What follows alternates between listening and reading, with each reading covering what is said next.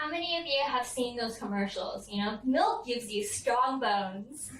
And on every milk carton, I feel like there's always something there that tells you how much calcium is in there. Or they have a little picture of a little bone right there, as if it's a dog treat waiting there to give you more calcium. Well, I blame the commercials for this. Because of these commercials, everyone thinks that milk has a lot of calcium.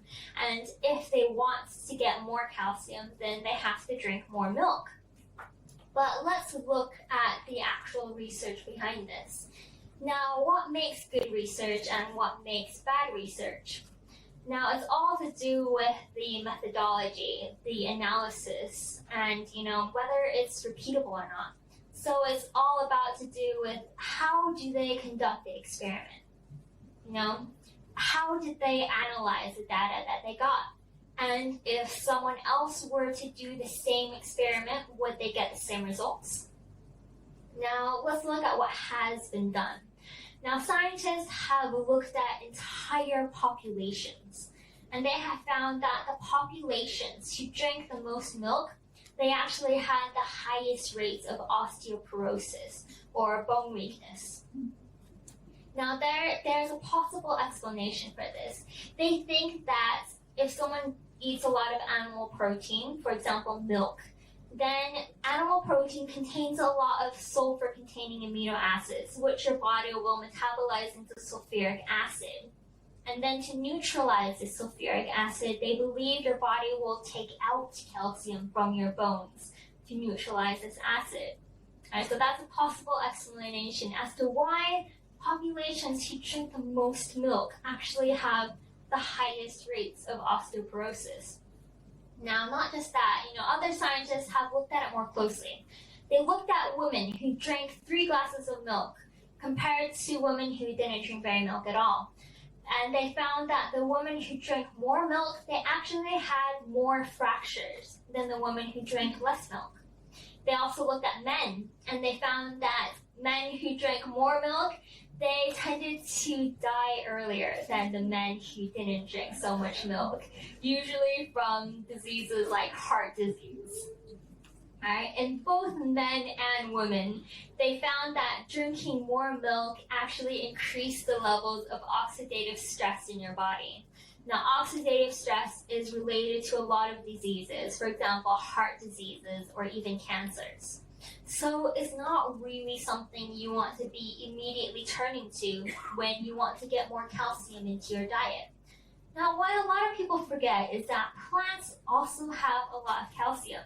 Just look at elephants, look at giraffes. They're all herbivores. They only eat plants, and yet they're giants. How do they get so giant if there's no calcium in plants? For example, 1 cup of spinach can have about as much calcium as 1 cup of milk. But I never see commercials telling me that. I'm pretty sure when everyone thinks of calcium, they think of milk. But I want to change that perception.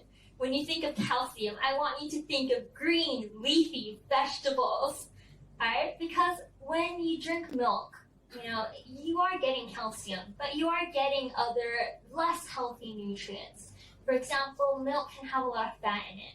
It can have cholesterol. It can have other unhealthy things. For example, it can have trace amounts of pesticides or hormones in it.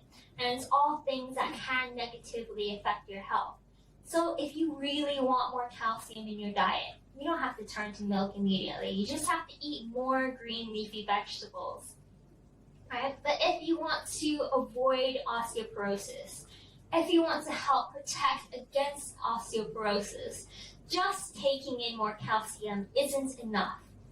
So you can think of your bones as a bit like, those bridges that they build out of concrete or steel. It's never just one thing. It's always the two together. You never have just concrete. You always have concrete and steel because it's the two things together that make it strong. It's the same thing with your bones. You have your bones and then you have your connective tissues. For example, the tendons, the ligaments, the muscles around your bones that help make it strong. For example, a lot of people, they will get lower back pain.